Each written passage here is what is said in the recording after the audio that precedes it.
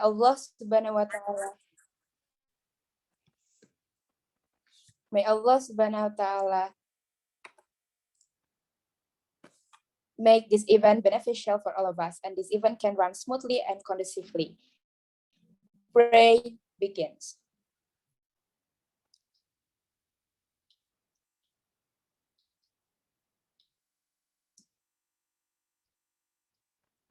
Pray never ends. All blessed audiences, on this special morning, we have several agendas. So allow me to read the several sequences of our agenda. The first agenda is the opening, which we previously had read together. The second is special video performance from the troopers. The third is welcome speech from troopers' chairs. The fourth is welcome speech from trooper supervisor. The fifth is welcome speech from AEC principal. The sixth is a speech and explanation from the speaker. The seventh is the question and answer session. The eighth is quiz time. The ninth is making a poster. The 10th is taking a picture together. And the last is the closing. Step on the following agenda is special video performance from troopers. So, happy watching!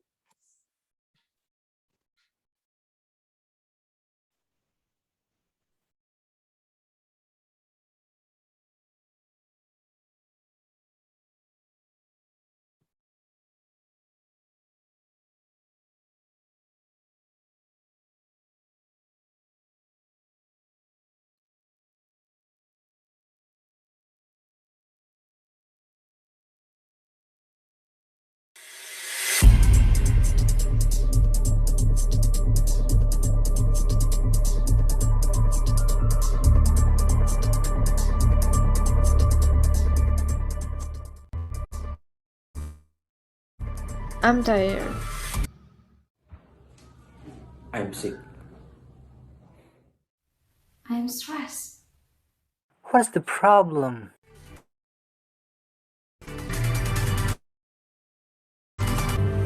What happened to Indonesia? A lot of things, many problems. At the other side, political issues in Indonesia are also happening. However, Fight, gentlemen, fight. Draw your arrow. Spur your proud horse's heart. White in blood, amaze them with your broken staves. My soul's in arm, eager for the prey, and either victory or else a grave. Lihat ibu pertiwi sedang bersusah hati. Air matanya berlinang,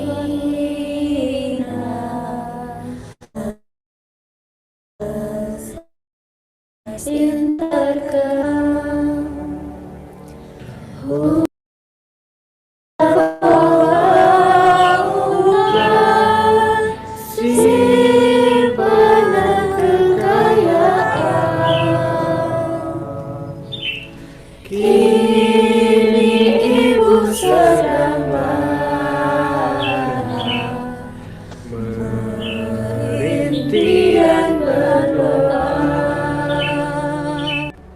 When the hurly-burly is done, when the battle's lost and won, blow wind, come wreck.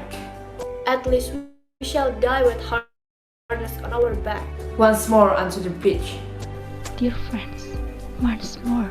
Hold on, world human. It was great pity. All was lost. But that we found heaven.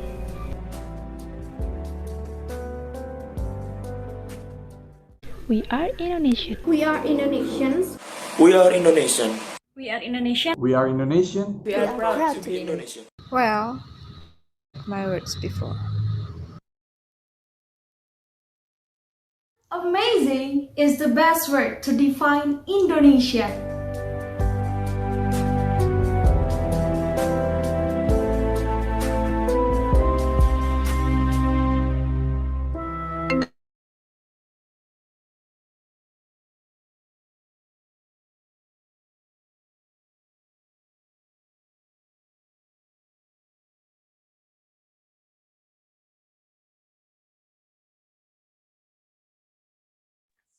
Okay, wow, the video was so awesome, right? Okay, the third agenda is a welcome speech for Mr. Denas and Ms. Jihan. The time is yours. Okay, thank you, Zahra, for the time. Good morning, everyone.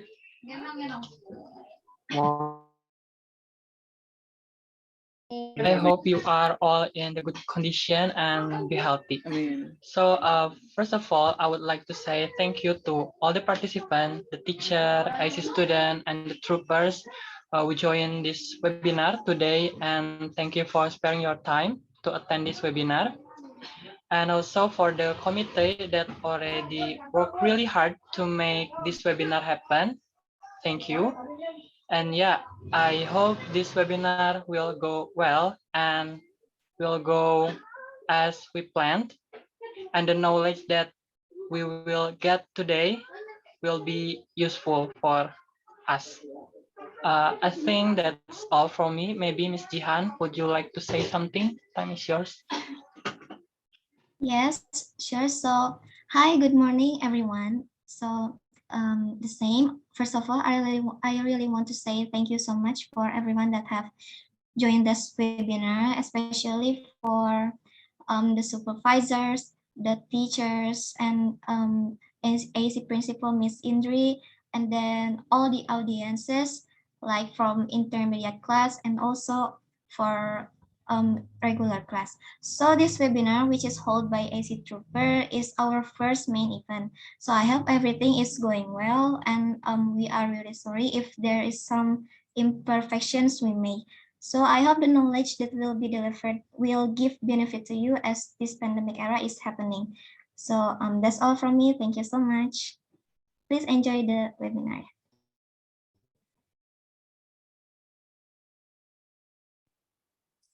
Thank you very much for Mr. Denas and Ms. Jihan for the welcome speech. The next agenda is the welcome speech from Trooper Supervisor. For Ms. Nisa, the time is yours.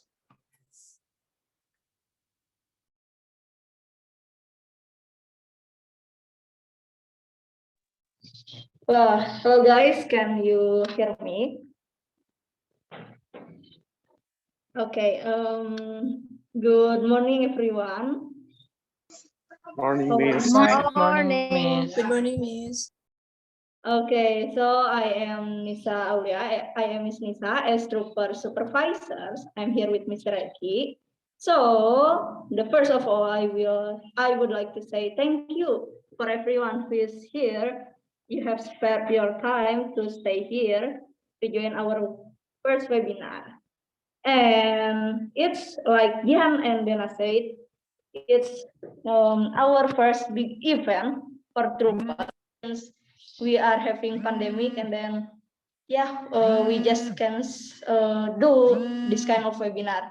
But I hope the webinar will be helpful for you since like now since the pandemic era we always got bored, even we just stay at home, we always feel tired, and we need something to be better. And here in this webinar, we will do it. Mr. Eki will say about it. It's about self-healing. Thank you for the committee and the troopers. You have done so well. You have worked hard. I hope everyone can take the positive one from this webinar. Thank you so much. Enjoy the webinar. Bye-bye.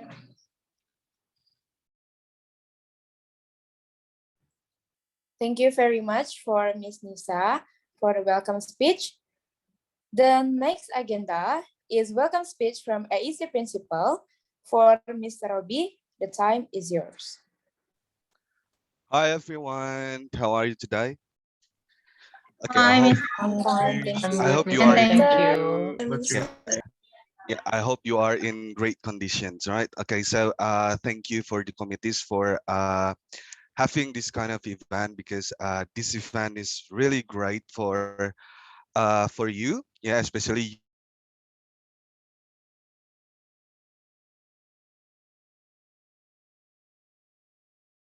I hope that you are keep doing the best, and this event will also be helpful for all the attendants. Yeah. And yeah, hope we get all the lessons from here, and I hope everyone stay healthy. And thank you, troopers, yeah, Mr. Reki, Miss Nisa, and all teachers. So good luck.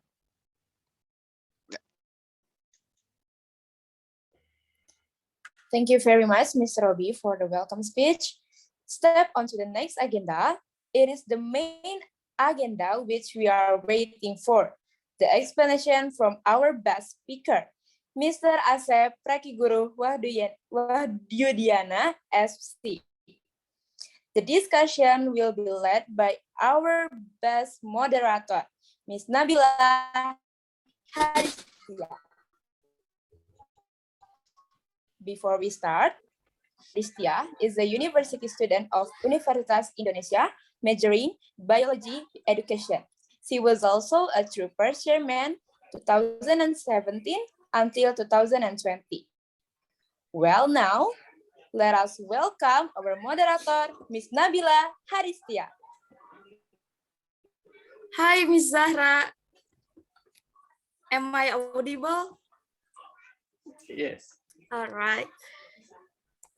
Hi, guys. Good morning. Morning. Good morning. Hi, good morning. Yes, I hope you all are fine and ready to get something from our speaker. And talking about self-healing, when was the last time you smiled? When was the last time you felt optimistic? And when was the last time you had ambition to chase your dreams? Well, I think those questions are for me as well. But here we are. Don't worry, we are already with Mr. Reki. He is one of our teachers in AEC, a trooper supervisor, and in 2019, he officially graduated from Universitas Islam Bandung psychology major. And besides that, he was also the second winner of district cabaret competition in 2012, and he was the third winner of Indonesia Slackline competition in 2017. Here is his curriculum vitae. And from the experiences he got, here we are going to find out about self-healing, to find the answers how to get our smile, our happiness, our optimistic, and our ambition back. With the topic minding your mental health through the pandemic era, please welcome Mr. Reki. Hi, Mr. Reki. Hi, Miss Nadis and everyone. Thank you. Are you ready? Insya Allah. Okay. I'm ready. How are you, Mr.? I'm fine, thank you. And you, Nadis, and all? Yes, I'm fine, thank you. I think we can start now. Okay, should I do this share screen? Wait, yeah.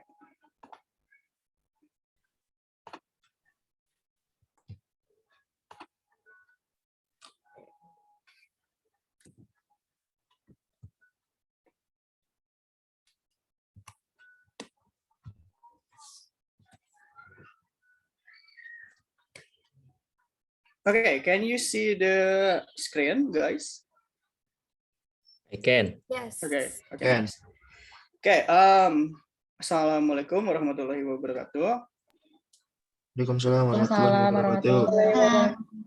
wabarakatuh. Okay, Bismillahirrahmanirrahim. Today we are going to talk about something psychological. But first of all, I want to emphasize something. So here we are going to talk about psychology, which is talking about human, and then human is unique, also dynamic. Okay, and then about psychological problem, itu in the end it will be relate each other, jadi saling berkaitan. So when you have something problem in your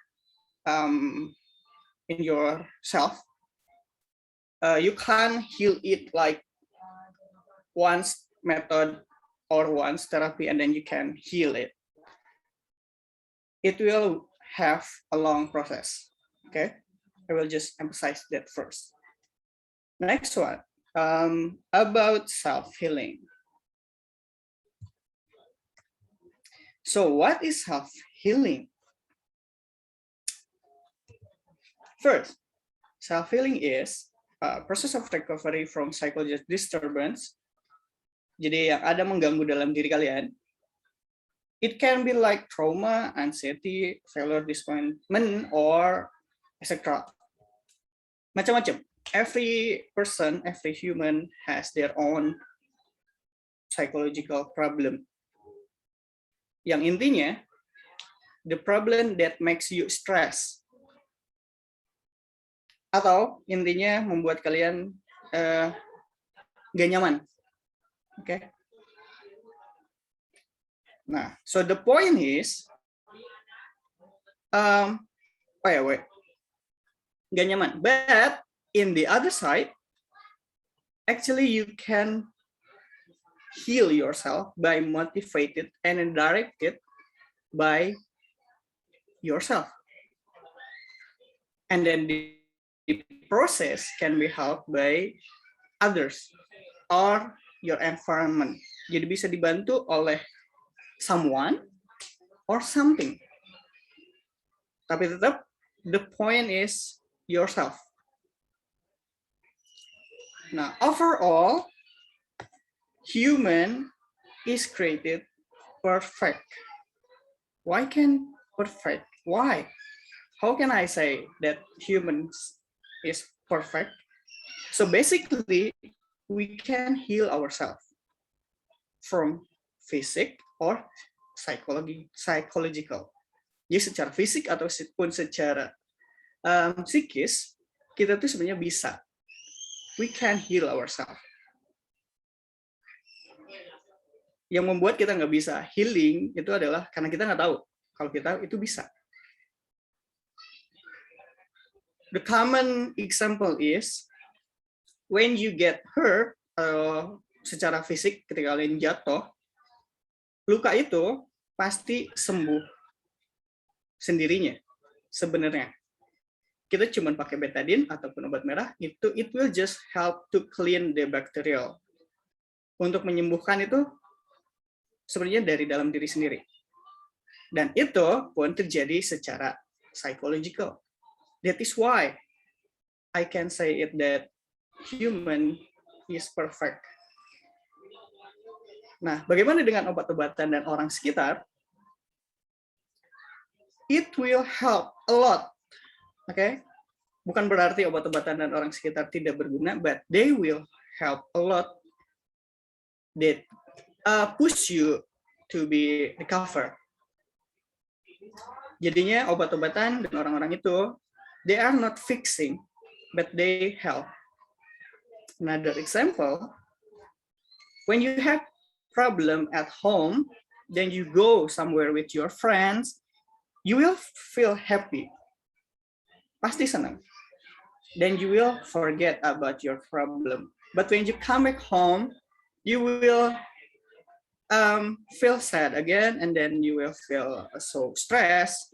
Why? Karena orang-orang itu bukan memperbaiki masalah kalian. They're not fixing. They're just make you forget.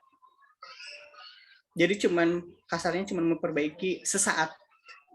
Nah, the one who can fix it is yourself.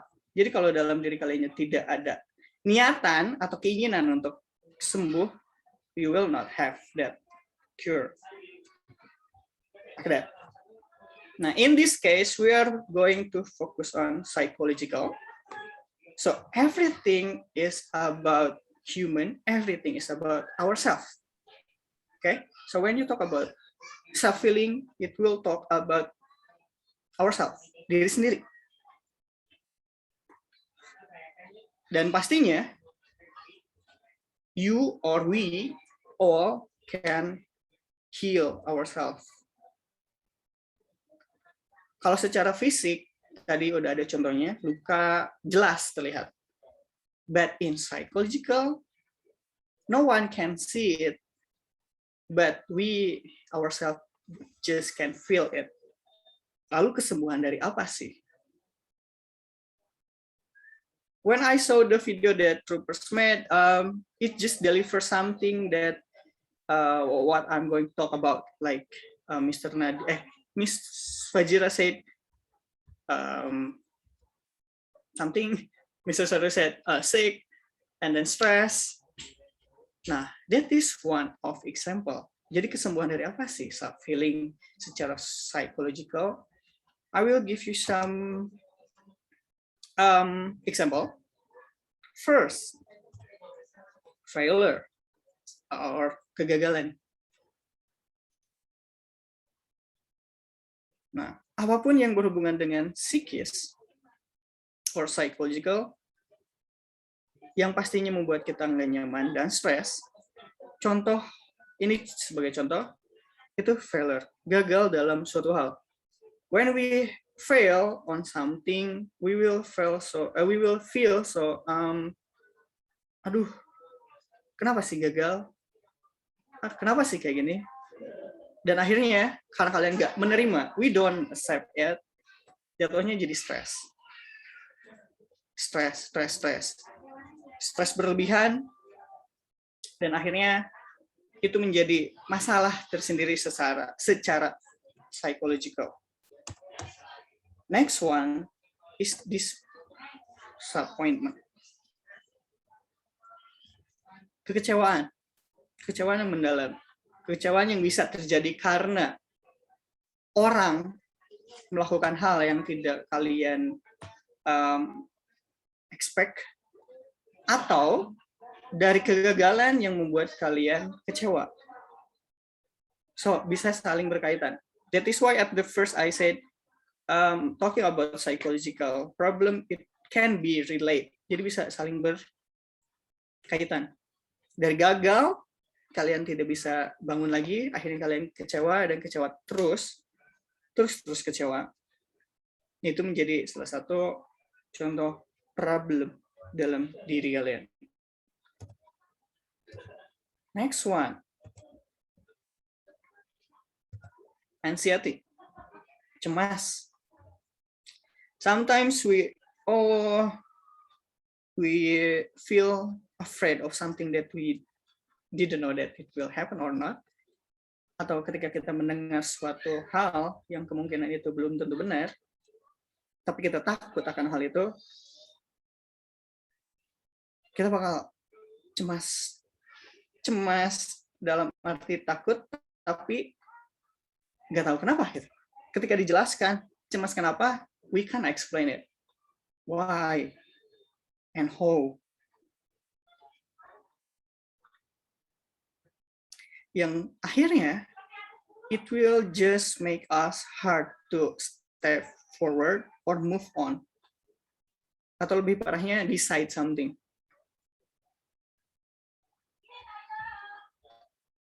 So that is another example from the problem that we can heal it. The next one is about trauma. Afraid of something that always running in your mind, that cause of something happen in the past, mungkin itu secara fisik ataupun secara psikis.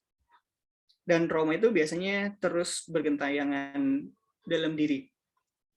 Dan ini juga bisa berkaitan juga dengan masalah lainnya. Mungkin karena kegagalan tadi,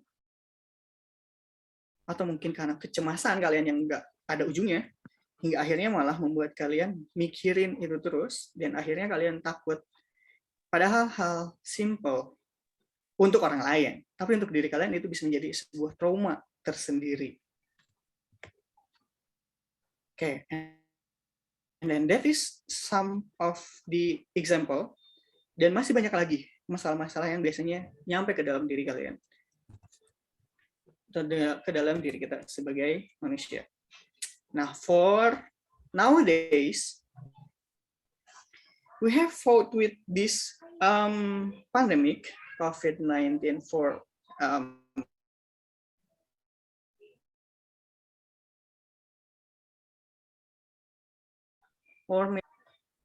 it started in Indonesia in 2020, and then it still happens until now. Things could also make us stress. How? Caranya beda-beda. Setiap orang pasti ada dampak yang diterima itu beda-beda. Mungkin untuk belajar, we have to study at home. Kita harus, akhirnya kita mau nggak mau, harus punya tools yang memadai. Teman, we have to learn something like bahkan normalnya atau pada umumnya kita bahkan ngerjain PR itu 100% jarang beres di rumah. Dan akhirnya di sekolah. Kenapa? Karena mereka butuh someone. We need someone. Tapi setelah pandemi ini kita nggak bisa. Kasusnya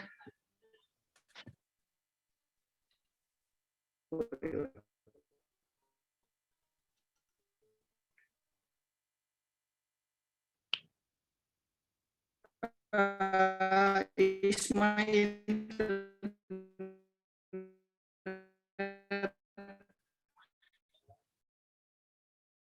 okay.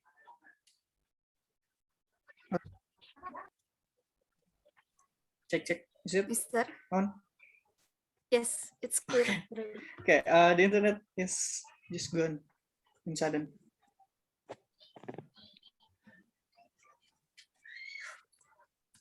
Okay, sampai di mana tadi? What did I say? That you heard? Did you listen? I mean, we need someone. Okay, we need someone.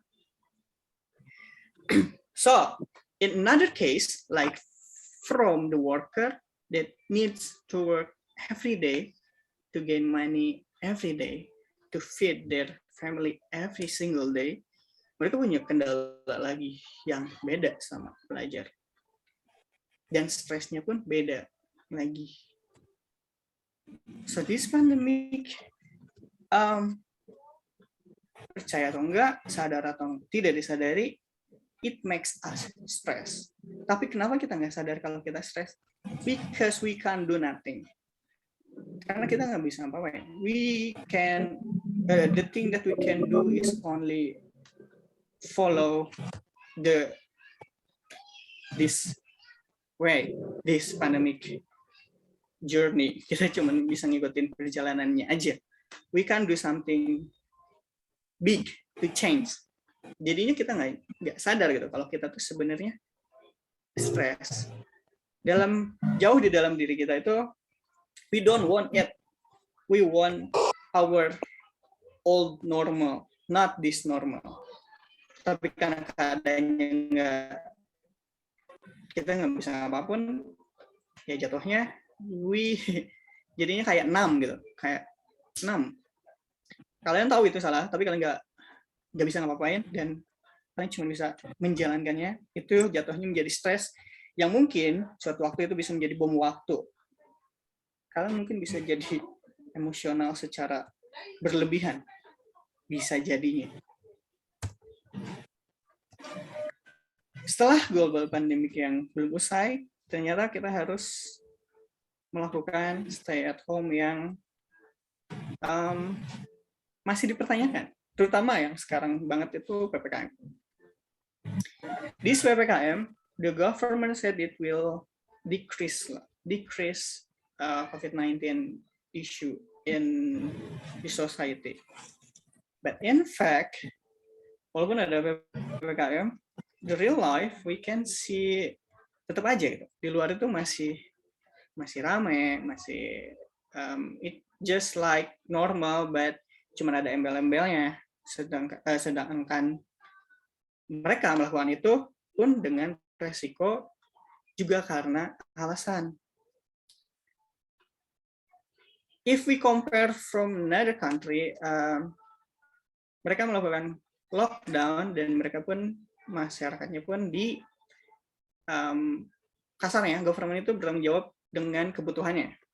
But di Indonesia itu tidak ada lockdown, tapi adanya adalah PSBB dan PPKM, which is it is still the same, cuman beda nama aja. Dan itu pun menjadi stres, yang bahkan mungkin bisa lebih stres dari sebelumnya. Bahkan sekarang kalau dilihat-lihat sudah makin, kalau kalian ngikutin berita pasti banyak ada yang sebagian demo, sebagian ingin fight, walaupun mereka nggak tahu fight-nya itu untuk apa dan bagaimana. Bahkan jadi banyak isu bahwa COVID itu palsu, COVID itu ini, vaksin itu palsu, vaksin ini. Semakin banyak berita yang simpang siur dan juga ujung-ujungnya diri kita sendiri yang kena, mental kita sendiri yang kena. Dan akhirnya ya your psychological has got from others, from the situation. But for we who still fight for this pandemic era, we can only blaming dari sudut masyarakat, blaming government, from government blaming the society, from this group blaming that group, from that group and blaming that group. So we can't do that all days. Itu malah menjadi memperburuk. More, it can be worse than ever. Memang kita itu pasti sakit hati oleh pandemik ini. Entah sakit hatinya seperti apa, setiap orang pasti beda-beda. But the thing that we have to do is keep moving forward and face it. Walaupun memang mental kita yang kena. So, what can we do to face it? One of the way that we can do for ourselves, for us, is self-healing. Why self-healing? Karena kita nggak bisa merubah pandemi ini menjadi tidak pandemik, atau kita tidak bisa merubah COVID-19 atau menghilangkan COVID-19. The thing that we can do is just for ourselves, which is one of the way is self-healing. So we can do as much as we can keep our mind in positive. That is the biggest way that we can do to go make it.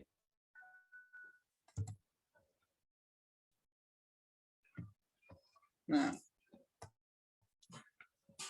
so what can we do to handle this condition, this stress, by self-healing? First of all, self-healing is about me, about yourself. So the one who can fix your psychological problem is yourself.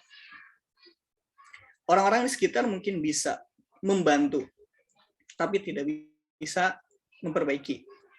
Selama diri kalian atau mental kalian itu mengatakan bisa sembuh atau bisa lebih baik keadaannya, kalian pasti bisa. But when you ada secuil dalam pikiran kalian, kayaknya nggak bisa deh. Okay, that is the answer. So you can heal. So the next one is think positive. Jadi saling berkaitan. You have to think positive. Like remember, everything in this world is created with meanings. Yang artinya apapun yang terjadi juga nantinya pasti ada hikmahnya juga. If you have your belief in your God, you will think about that. So intinya, the point is just be grateful. Bersyukur aja. Kalian masih bisa nafas, keluarga kalian masih sehat, kalau kalian ditinggalkan oleh teman, oleh keluarga, that is the best way for them. Okay, just think the positive. So related to grateful, bersyukur. The next one is me time. I think everyone knows about this word, me time. So you can do everything you can do that will make you happy. At least makes you feel happy.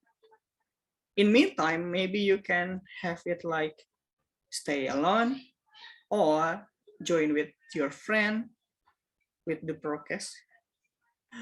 Every person has different way to do me time. Mungkin ada yang main game, mungkin ada yang olahraga, mungkin ada yang nangis. Cry is not bad, but cry too much is bad. Jadi me time, you have to spare your time to do it. Next one is forgive yourself. When you have something wrong in the past, dan kalian pikir kalau itu dampaknya ternyata besar banget ya, buat lingkungan, buat keluarga, buat diri kalian sendiri, dan kalian benar-benar marah gitu, kenapa sih dulu ngelakuin hal itu? Why? Don't think it too. Selama kalian memikirkan kesalahan kalian itu juga kalian akan mendapatkan masalah dalam psikologi kalian. Atau mungkin ada yang jadinya stres, ada yang jadi trauma misalnya kalian main bola atau misalnya olahraga, terus nggak sengaja teman kalian, dan itu bisa menjadi trauma tersendiri. Kalian akhirnya nggak mau olahraga itu lagi, aku nggak mau belajar itu lagi, karena ada trauma. Kalian nggak mau memaafkan diri kalian sendiri karena hal itu. The next one is accept your condition. Or in Islamic, maybe we can say ikhlas. Peace with your condition. Damailah dengan kondisi kalian. So it's not blaming, tapi keadaan kalian udah kayak gitu, situasinya udah kayak gitu. Kalian itu misalnya, kalian itu lemah dalam materi A, tapi kalian itu bagus dari materi B. Ya udah, terima aja kalian kalah di materi A, tapi kalian usahakan di materi B. Itu dalam kondisi pelajaran. Dan di dunia luar pun segitu. Just accept yourself. Kalian terima apa adanya yang ada di diri kalian. It will gain a positive mind. The next one is mindfulness. Mindfulness is just something like self-evaluation. Jadi kalian take your time, think in consciously, berpikir dengan sesadar mungkin, dan kalian memaknai setiap peristiwa atau kejadian yang pernah kalian lakukan atau pernah kalian dapatkan dengan lebih sehat.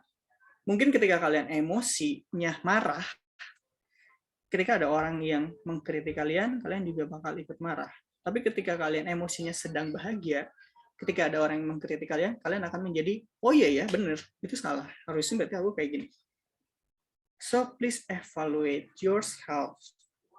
Dulu misalnya aku melakukan itu salah, hasilnya kayak gini, tapi aku pengen hasilnya kayak gitu. Berarti harusnya caranya bukan kayak gitu lagi kalau buat kedepannya.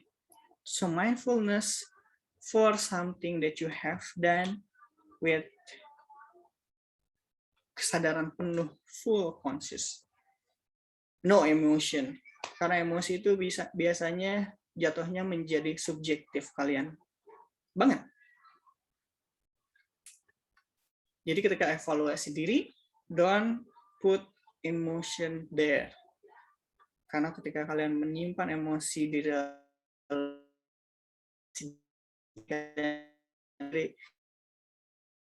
benar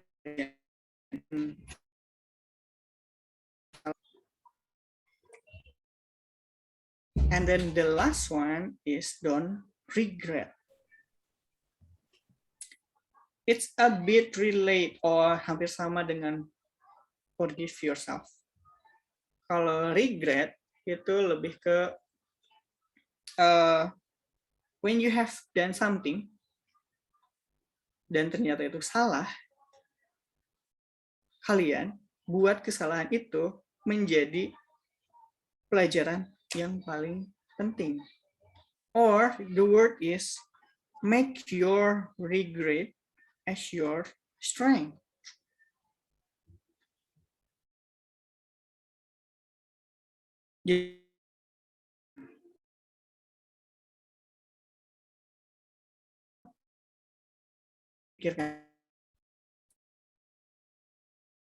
Power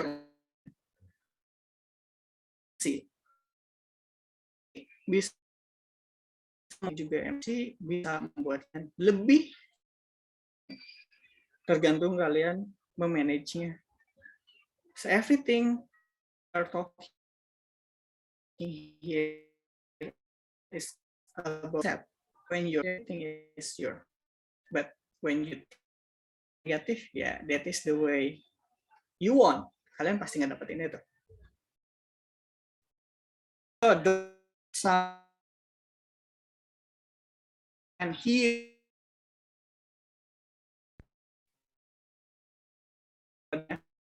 pasti punya self feelingnya masing-masing. Cuman ini adalah poin-poin besarnya. Caranya, metodenya, you have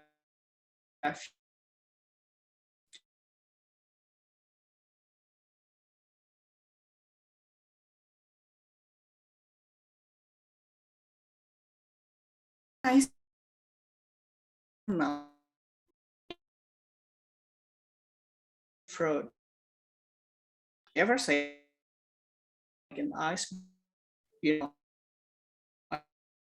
is as biasanya Antartika yang kayak permukaannya itu in the surface itu cuma sedikit, mungkin hanya 1/5-nya. Sisanya yang di bawah air itu 4/5-nya mungkin ya, let's say.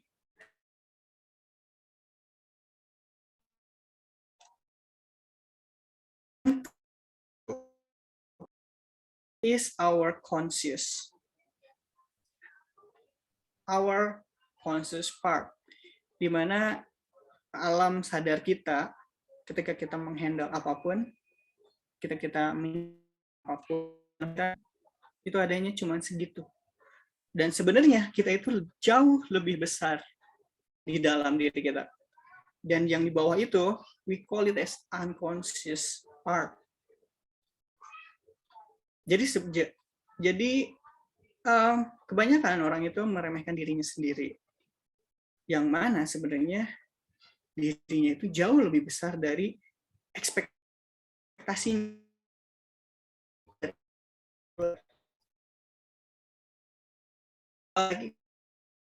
Contoh ingatan.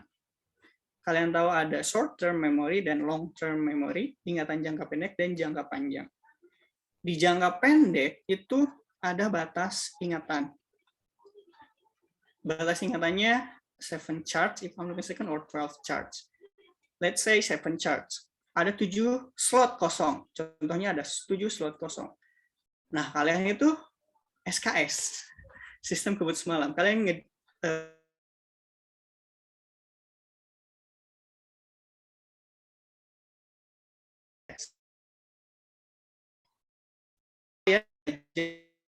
satu buku dan memaksakan semua materi masuk ke dalam otak, itu pasti nggak akan masuk.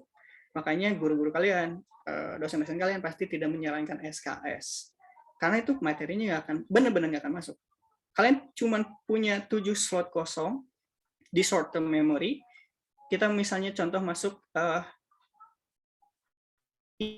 ilmu C, D, E, F, G sampai G.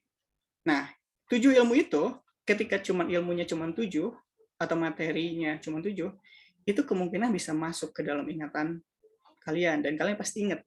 Tapi kalau kalian belajar satu buku, pasti materinya nggak cuma 7 aja, pasti lebih dari itu. Ketika ada materi yang baru, misalnya materi H masuk, tapi materi yang paling awal, yang A, itu pasti hilang. Jadinya yang keinget itu materi B, C, sampai ke H. Begitupun selanjutnya, ketika kalian maksa lagi materi masuk lagi sampai Z, nah dari A sampai ke sekian itu pasti hilang. Tapi ketika kalian belajar setiap harinya, satu pertemuan, misalnya kalian belajar 7 slot itu penuh, dan kalian baca lagi, bukan menghafal ya, membaca lagi, baca lagi, baca lagi, itu akan masuk ke long term memory kalian. Nah, di long term memory ini, itu ingatan pasti tersimpan di sana, pasti. Cuman yang jadi masalah adalah, can you recall it? Bisa nggak sih kalian manggil ingatan itu kembali? Itu yang susah. Karena harus ada trigger untuk memanggil materi itu kembali keluar. Triggernya bisa jadi musik, ketika kalian belajar itu kalian dengerin musik, bisa jadi musik itu menjadi trigger. Oh iya, pas dengerin musik ini, materi yang belajarnya ini. Atau misalnya pas kalian belajar, terus kalian sambil makan seblak mungkin, ketika kalian makan seblak lagi, materi itu bakal keluar lagi karena ke-recall. Nah, begitupun juga di unconscious. Kejadian apapun yang pernah kalian alami atau pernah kalian lihat tanpa sadari, itu semua masuk ke unconscious kalian. Secara nggak sadar. Karena jatuhnya unconscious nggak sadar. Jadi masuk. Nah, kapan sih unconscious itu akan menguasai kalian? Ketika kalian tidak bisa mengendalikan pikiran kalian. Where is it? It's when you sleep.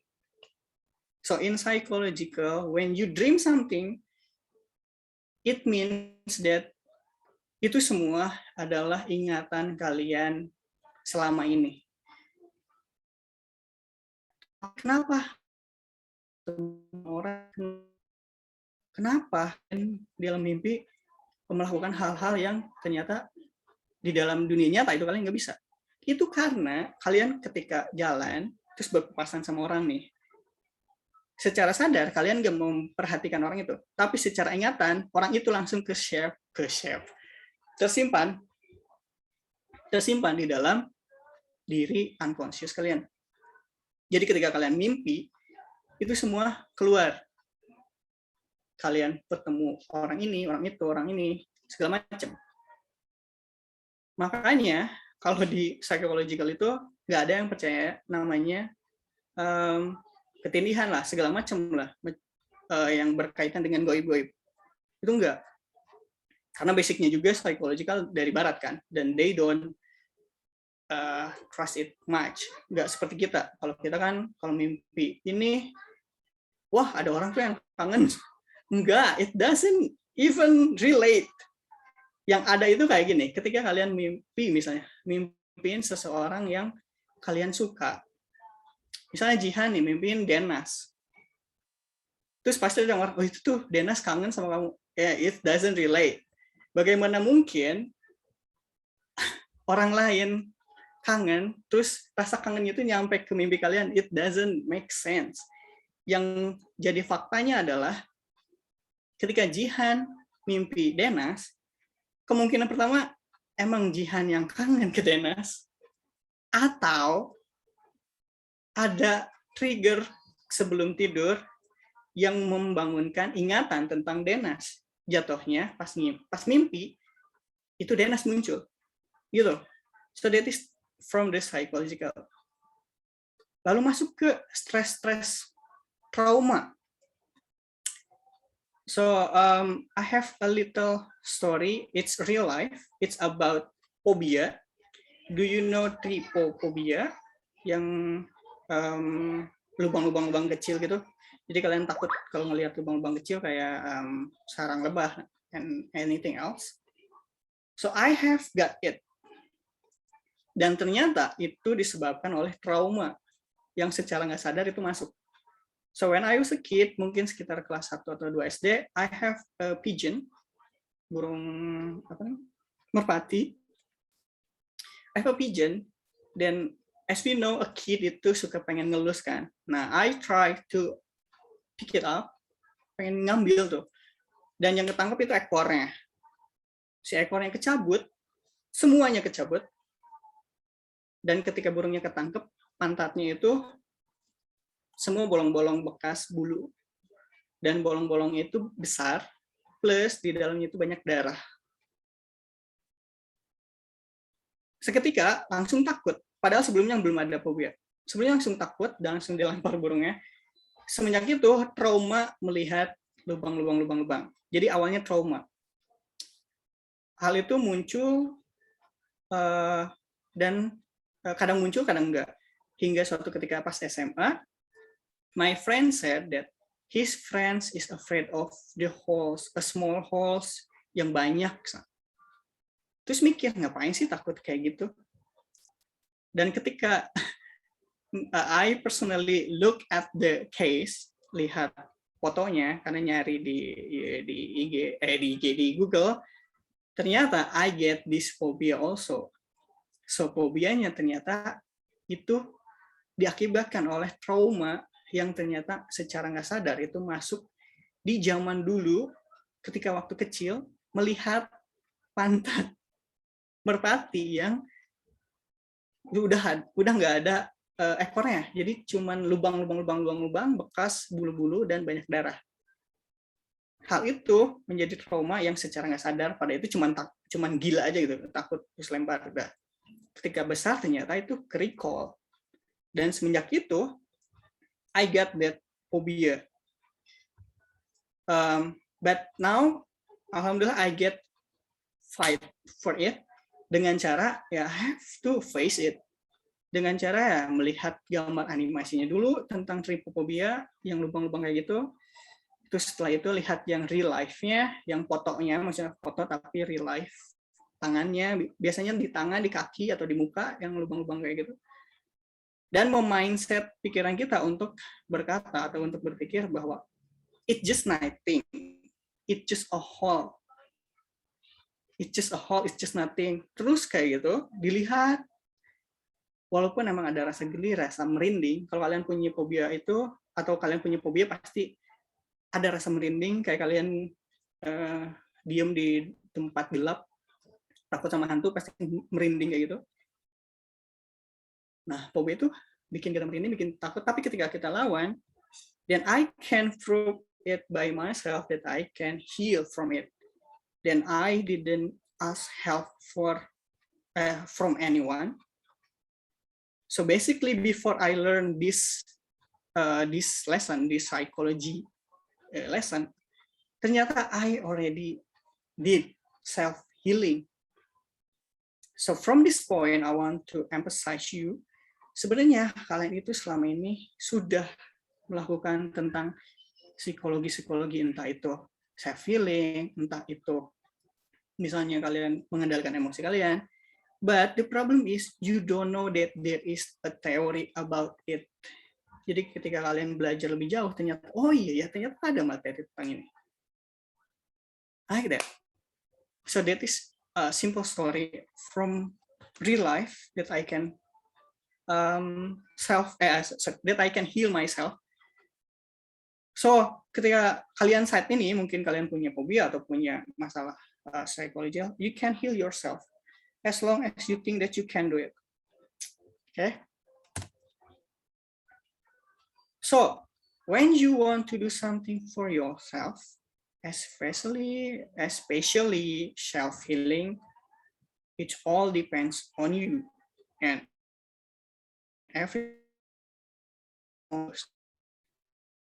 jadi setiap orang punya caranya masing-masing. Jadi kalian jangan takut ketika kalian melakukan self-healing, tapi kalian lihat orang lain, kok dia mah ngejainnya, dia mah melakukannya kayak gitu, emang bisa memperbaiki diri ya?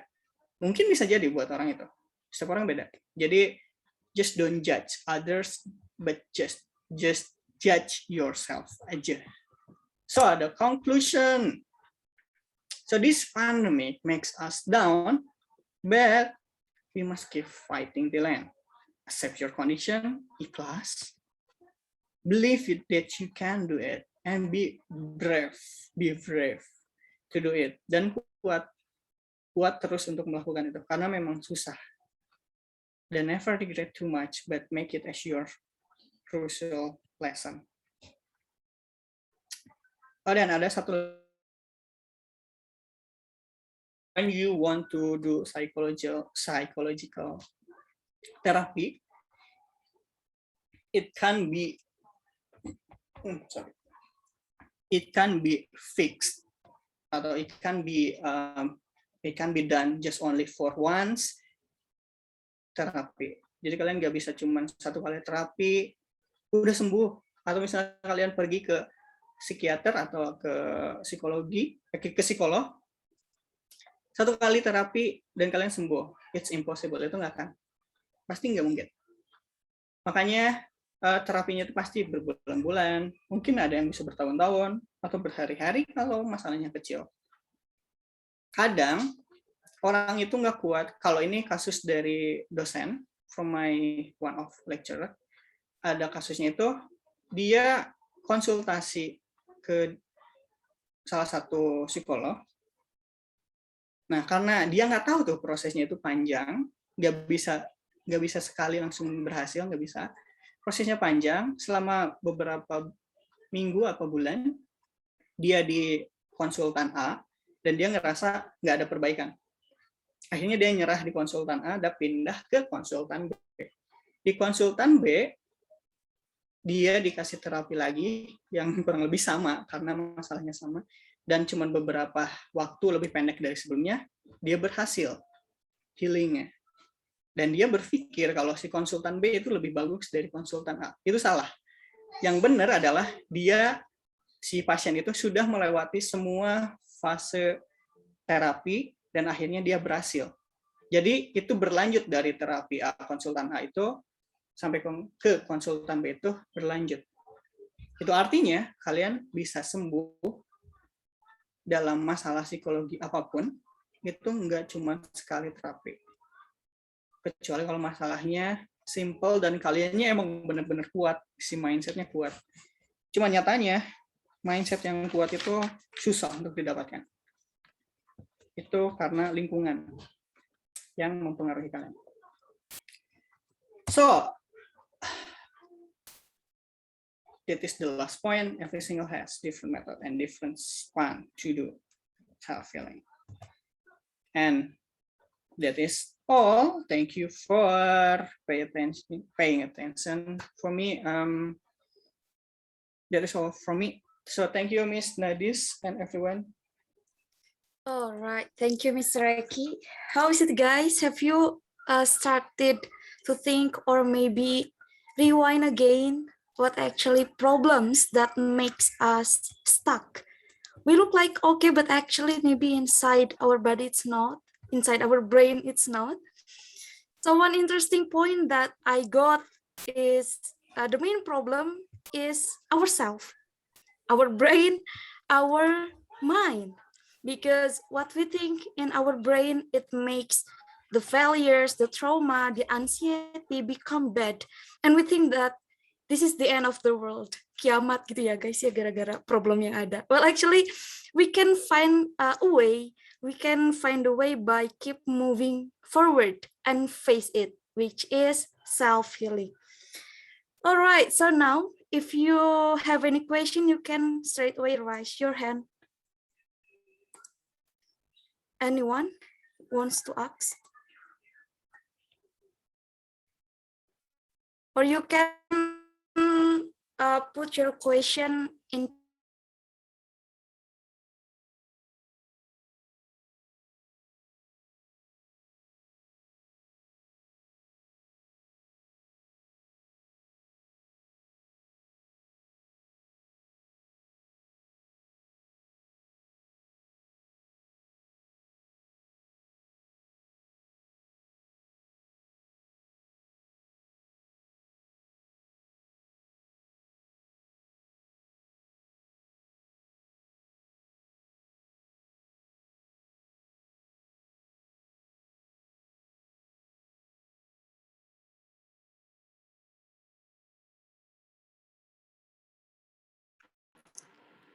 Okay, maybe Miss Nadis. Are you okay, Miss Nadis? Yes, I'm here again. Okay, Cecep will ask. Yeah. Yeah, sure. Go Okay. ahead. Thank you, Nadis. So, Mr. Aki, I want to ask, the point that I get from what we have got is self-healing. It is related with how we accept ourselves, like that. And then what I want to ask is, in what condition until we can say we have accepted ourselves, like that. So how can we know that we have accepted ourselves or no? Like that, Mr. Thank you, Mr. Okay, thank you, Cecep. I think we can straight away answer it, Mr. You can. Okay. So it means like batasan ya. When we can say that we can accept our condition.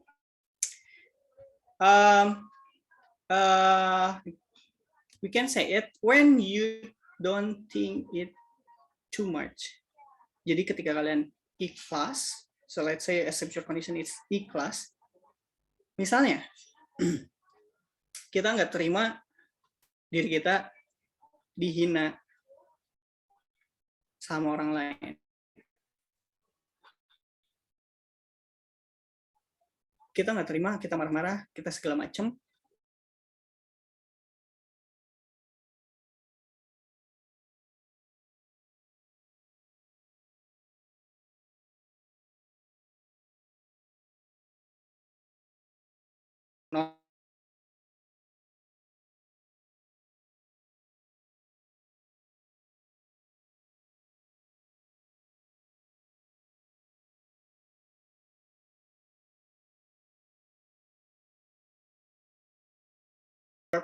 Self.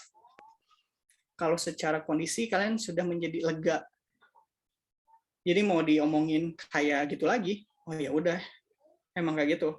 Yang tapi bukan berarti ketika kalian ngomong disebutin pemalas kalian, ya udah saya emang malas dan kalian malas terus, it's not. Tapi ketika kalian diomongin kalian malas, ya kamu malas banget sih, iya saya malas. Tapi di balik itu kalian berusaha untuk memperbaiki itu, dan that is the best way that you are accept yourself. The first step, oh ya udah, yang bener sih, mau marah pun ya emang kayak gitu. Tapi the second step, you have to fix it.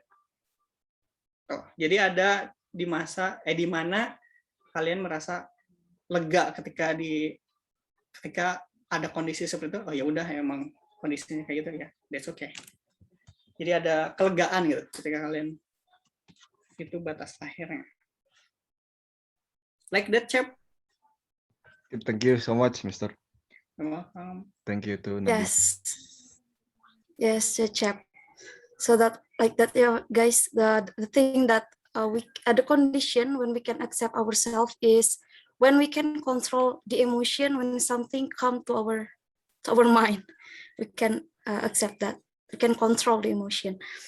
Next question. Please raise your hand. Yes, Salvia. Go ahead. Okay, can you hear me, Mister? Yes. I want to ask ya, as you said before that our expectation, we think that we can only do something small, but in the fact that we can do something bigger than that. And my question is, how can we know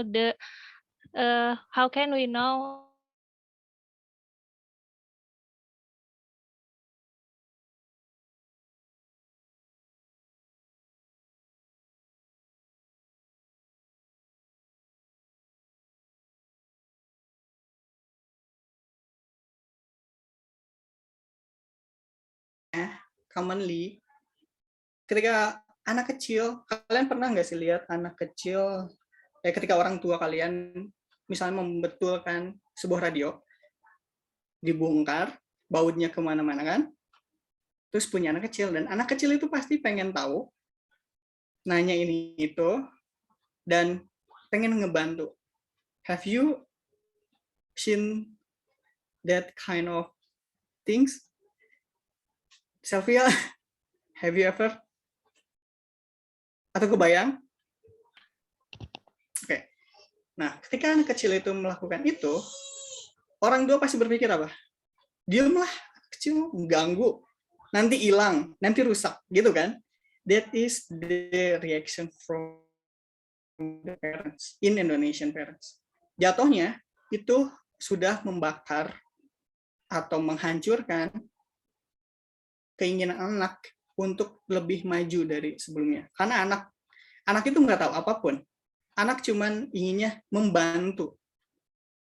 Tapi ketika dia merusak, itu bukan karena dia ingin merusak, tapi dia nggak tahu kalau itu rusak. Karena pengalaman hidup anak sama orang tua beda. Anak mungkin cuma baru 5 tahun di dunia, tapi orang tua mungkin udah 20, 30, 40 tahun di dunia.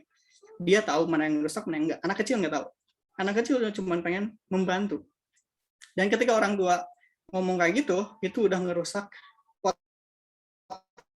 diri. Anaknya nggak akan pernah tahu apa yang dia bisa. Yang ada adalah dia takut. Contoh lainnya, ketika kalian, apakah yang suka ketika saat ditanya ketika ditanya guru? I don't think. Because me myself, finally I can know kenapa di sekolah I never raise my hand, even though I know the answer. Malahan Mister malah ngasih tahu temen. Itu karena pola asuh orang tua di Indonesia, potensi diri kita itu apa? Karena udah dibakar, udah dihancurin dari kecil. Lalu apa sih yang harus kita lakukan saat dewasa untuk mengetahui potensi diri kita? Potensi diri kita akan keluar ketika kita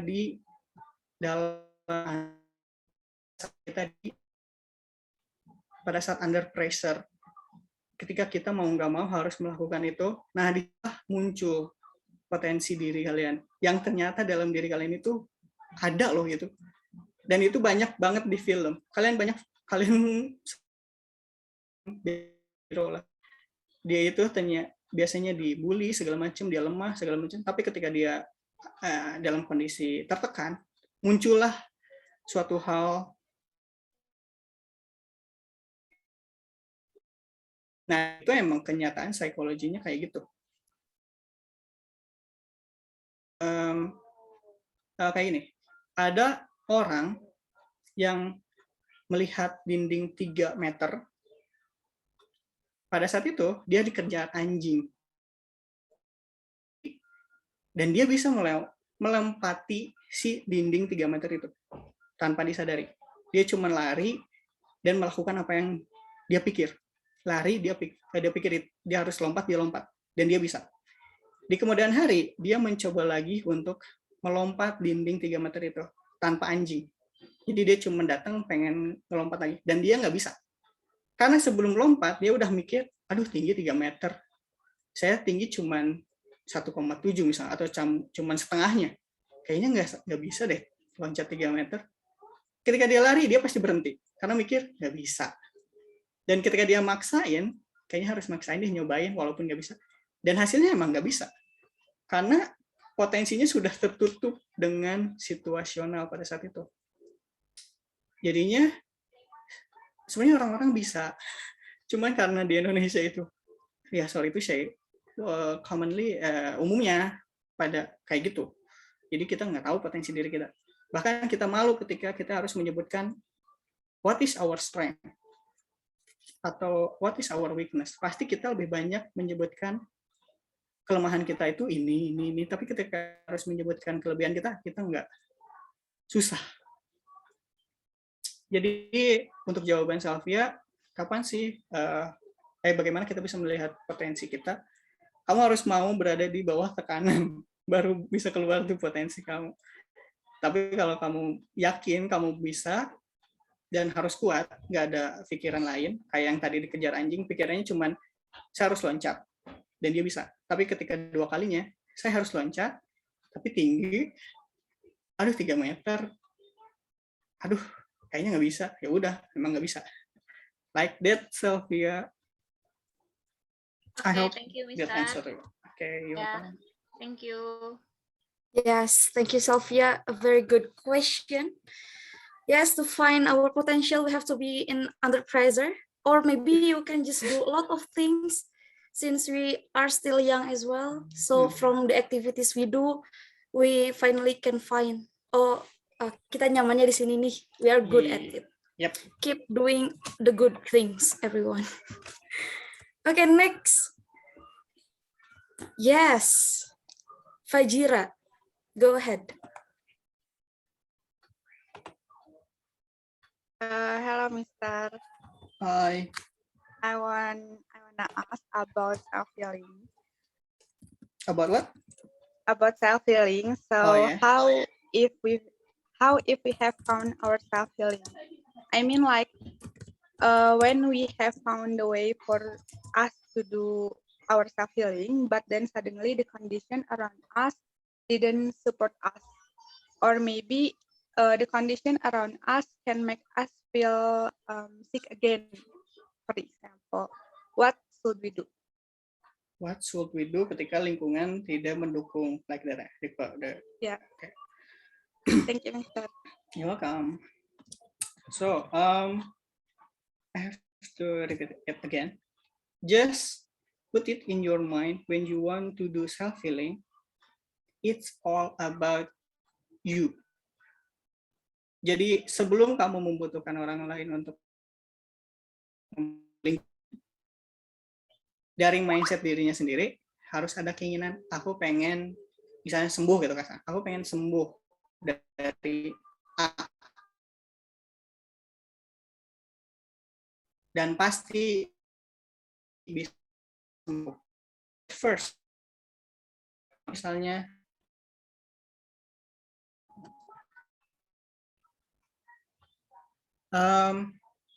karena kalau lingkungan itu nggak mendukung, misalnya mereka malah bikin kita down lagi. Kita down berarti mindset kita itu masih lemah. Gitu.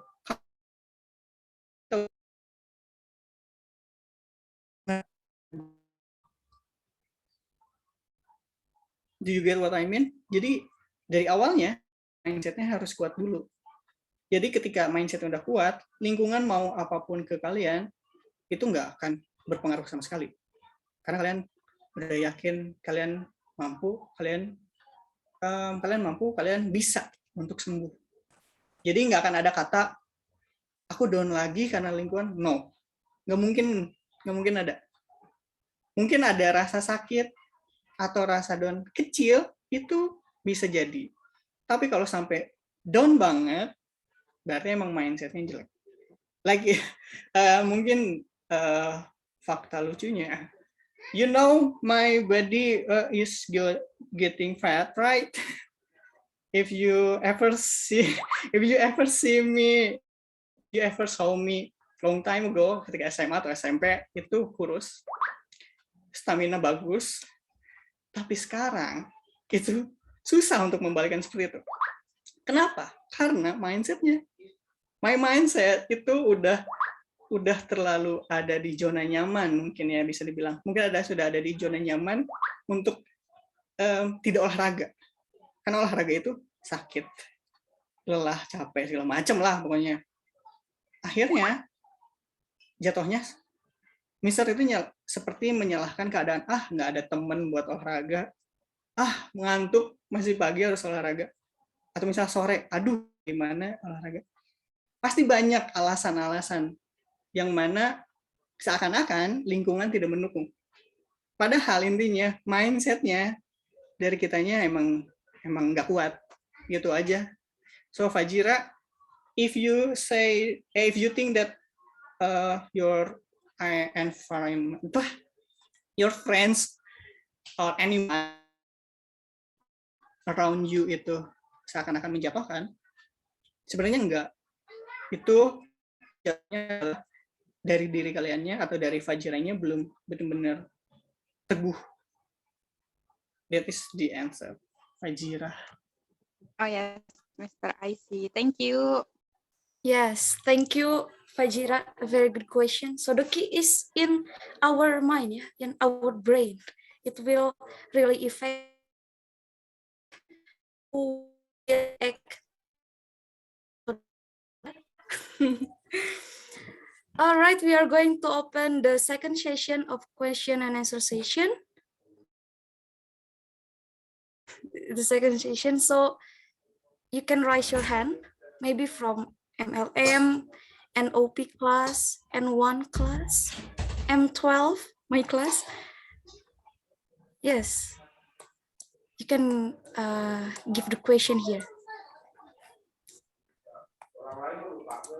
Raise your hand, guys.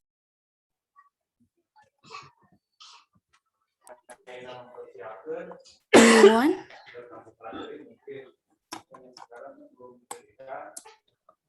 If it is enough, you can also say enough, yeah. So I can know it.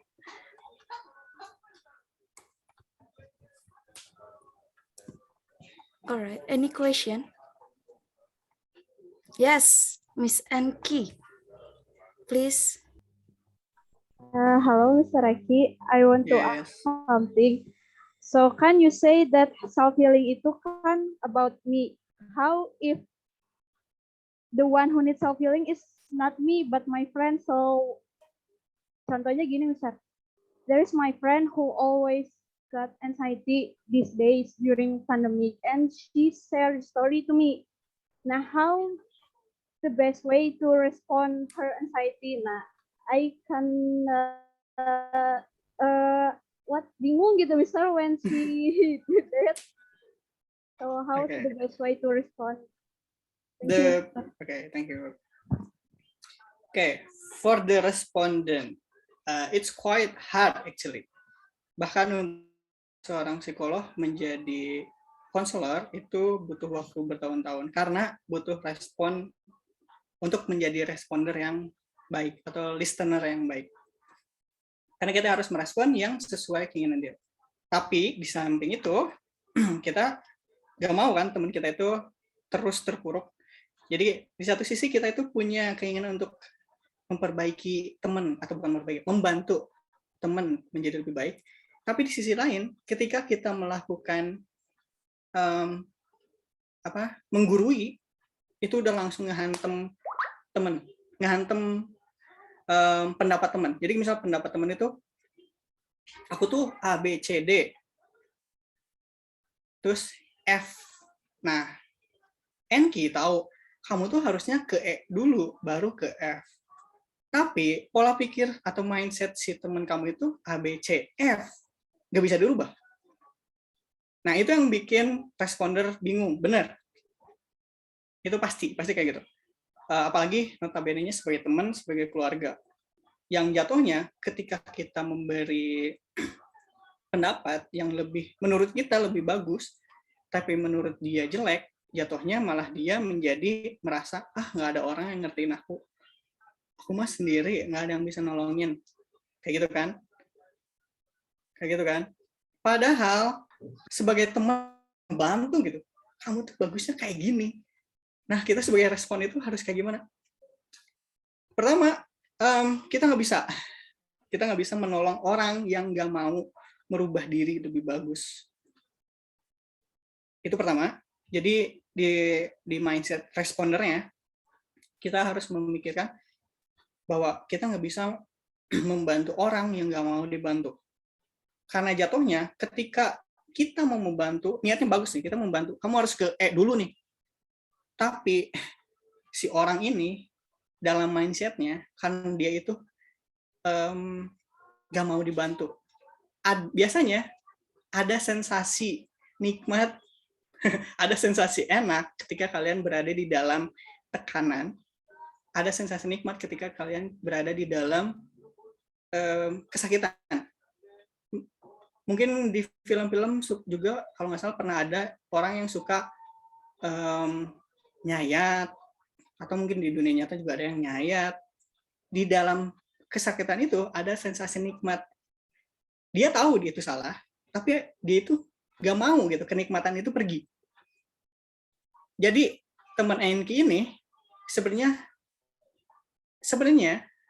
dia itu dalam gak sadarnya itu dia tahu dia itu harus kayak gimana. tapi ada satu hal yang membuat dia nikmat dalam kecemasan itu. Jadi dia akhirnya cuma pengen mencerita aja. Jadi untuk responder, ya udah kalau misalnya dari orangnya susah untuk kita bantu, ya udah kita sebagai responder yang baik aja mendengarkan dan kita mencoba untuk menjadi di posisi dia, bukan menggurui sebagai kata aku mah kayak gini deh, enggak. Itu pasti ngehantem persepsi si teman kamu. Jadi mending kamu, oh iya ya, kayaknya kayak gitu. Tapi ketika kamu mencoba berpikir satu frekuensi dengan teman kamu mencoba sedikit-sedikit mengarahkan ke arah yang sebenarnya lebih bagus untuk temennya. Tapi perlahan, jadi enggak. Kadang sih kalau jadi temannya atau jadi orang itu suka kesel. Ini susah banget sih dikasih tahu, harusnya kayak gini gitu. Tapi nyatanya ya nggak bisa. Karena ya itu dia, setiap orang persepsinya beda, pola asuhnya beda, cara berpikirnya beda. Jadi untuk jawaban Enki, responnya ya kamu masuk sebagai diri dia, lihat sudut pandang dia kayak gimana sih. Kalau misalnya ada celah untuk membantu, bantu. Kalau nggak ada celah untuk membantu, ya udah. Berarti dia emang nggak mau untuk merubah diri menjadi lebih baik. Gitu. Jadi intinya harus ada di dalam dirinya sendiri. Selama mereka mau sembuh, pasti bisa. Tapi kalau mereka nikmat dalam sensasi kesusahan mereka, ya udah, mereka pasti ada di situ terus. Gitu, Enki. You're welcome. All right, thank you, Miss Enki. Yes, it's sometimes it's a bit hard to find someone like that. So then someone that usually kalau biasanya suka curhat orang itu, it means you are a very trustworthy person, guys. You are being trusted by him, so you must keep that trust. You can help him, ya bertahap gitu ya. Don't straight away like giving the solution, because sometimes they just need someone to listen their story. Spirit, Miss Enki. Continue to the next question. Naila, please. Okay, so my question is, Mr. Reki mentioned emotions multiple times, and I like, what do you prefer? What is emotion referring to, and like, what is the context in this topic? And that's my question.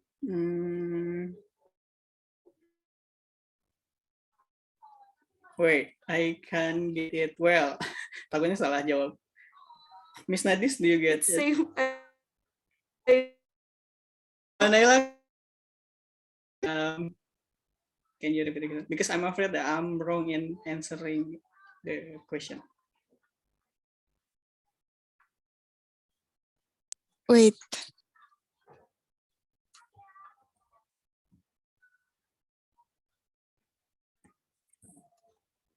And then she's asking me, what, Naila? I mentioned about me. I think what she means is she said that you mentioned emotions multiple times, right? So she wants to understand, what do you mean by emotions in this context? Because as a human being, we are always full with emotion like that. We cannot become human if we do not have any emotions. That's what she means. Okay.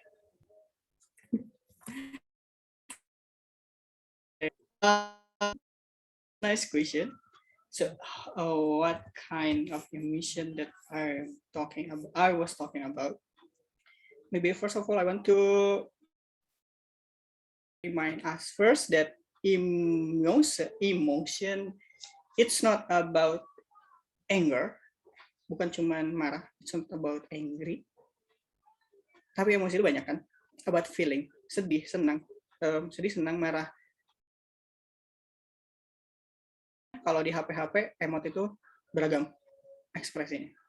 Nah, what I was talking about here, emotion itu jatuhnya lebih ke too much emotion. Ketika kita merespon suatu hal dalam keadaan kita emosi yang lebih tinggi dibandingkan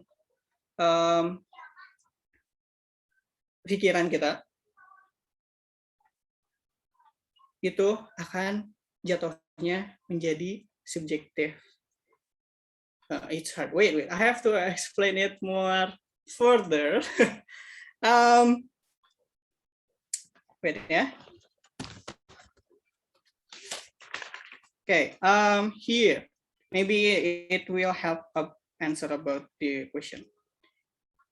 So, as Sigmund Freud said, human has three things inside: id, ego, and superego. Oke, ego di sini bukan egois ya. Kalau ego yang di umum itu sebetulnya egois yang nggak mau kalah. No, it's not. Sorry. Di dalam diri kita itu ada id, ego, and superego. Id itu our needs, naturally, kebutuhan ilmiah manusia, kebutuhan dasar lah. Makan, minum, segala macam, biologis, segala macam. Ego, cara menghadapi realita, berusaha untuk memenuhi kebutuhan id. Tapi, dan juga diterima oleh pendapat orang lain. Super itu adalah aspek moral yang diterima oleh sosial, yang didapat dari pola asuh atau norma. Nah, dalam diri kita itu ada ini. Mana sih kamu? Ada ini. Ada 3. Id itu biasanya condong ke emosi kita. Contohnya, ketika kita kuliah nih, ketika kita webinar, emosi kita bilang, atau keinginan kita bilang, kebutuhan kita bilang, saya pengen main pokoknya. Saya pengen main pokoknya. Tapi seperti kita kan sedang webinar. Kita harus stay tune. Kita harus merhatikan. Ego di sini biasanya yang menengahi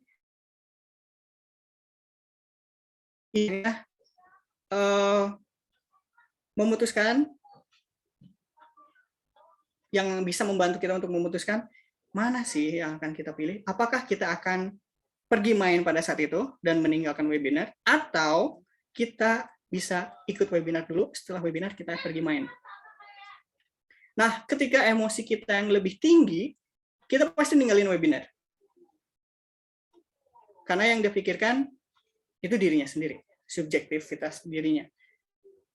Oh, pokoknya saya pengen main, yaudah pergi. Itu berarti id-nya lebih tinggi dibandingkan superego, ego. Tapi ketika misalnya superego-nya lebih tinggi, dia pasti nggak akan pergi main, tapi dia bakal ikut webinar. Nah, yang lebih bagus adalah ketika egonya berperan. Webinar, setelah itu baru pergi main. Jadi, emosi yang tadi dijelaskan, itu adalah lebih condong ke subjektivitas kita. Apakah kita bisa mengendalikan hal itu, atau menentukan hal itu dengan ego kita, atau id kita. Karena kalau kebutuhan kita, itu lebih ke emosi. Karena emosi itu bisa memuaskan diri kita. Ketika kita kesal, kita pengennya marah-marah. Dan itu terpuaskan, tersalurkan. Ketika kita senang, kita pengennya ketawa. Dan itu terpuaskan, tersalurkan. Ketika kita pengen makan, kita langsung ambil makanan. Dan langsung menelan, langsung makan. Itu id. Jadinya, ketika tadi bilang about emotion, yes, setiap orang pasti ada emotionnya. Dan ketika kita memutuskan sesuatu, pasti ada emosinya. Tapi, jangan sampai emosi itu yang memutuskan. Misalnya kita lagi seneng, kita lagi marah, kita mendapatkan kritikan, kita langsung marah-marah ke orang itu, kamu nggak ngerti sih yang saya alami, apa ini kita nggak boleh marah-marah ke orang lain loh, secara normal. Akhirnya si ego memutuskan terima kritikannya, kita perbaiki diri. Ketika kita ingin menunjukkan kita lebih bagus, itu jatuhnya, kita bisa memperbaiki diri dan menunjukkan hasilnya kemudian hari. Jadinya emosi yang dijelaskan tadi itu condongnya kayak gitu. It's a bit complicated talking about these three things.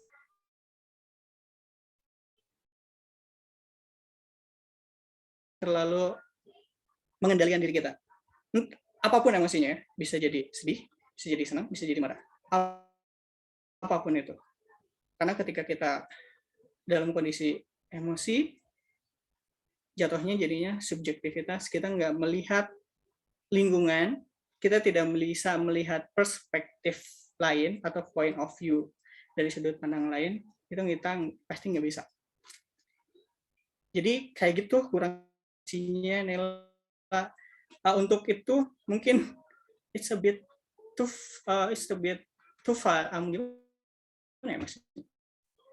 Penjelasannya yang lebih jauh dan lebih lengkap itu penjelasan lengkapnya itu pasti lebih banyak dari ini. But I'm trying to make it short. I hope that you all can understand. Yes, Mister. Okay. Okay, thank you. Okay, thank you, Naila. Hope it is clear, yeah. I hope, yeah, because when I study about it, it's a bit complicated also. It's hard to be understand. Yes. It is like give the meaning of emotion. Yeah. Okay. Emang agak susah about that. All right, we still have time for one more question. Anyone still wants to ask?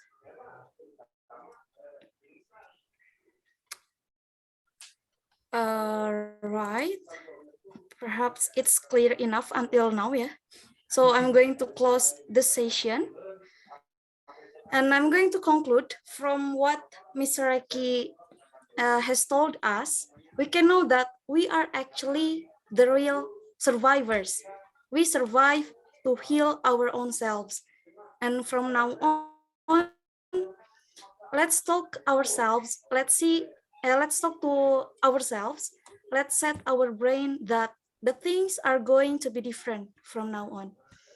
And we know that on these past days, it's like we are walking without the map. But we are sure that at the end of the road, at the end of our journey, we are going to find the rainbow. Trust yourself to face it. I'm Nabila Hadistia as a moderator. And once more, thank you to Mr. Reki as our speaker. Thank you for all. And I give it back to Miss Zahra as our MC. Bye-bye. Thank you for all. I hope it helps. Okay, thank you so much for Miss Nabila Hadistia, who has led our discussion. And also thank you so much for Mr. Asep Reki Guru Wahyudiana, who has given us the new knowledge. May it will be useful for to the next agenda. It is a quiz time, so please for all the participants to open and access the quizzes with the code on your screen. There is a code. Open the quizzes.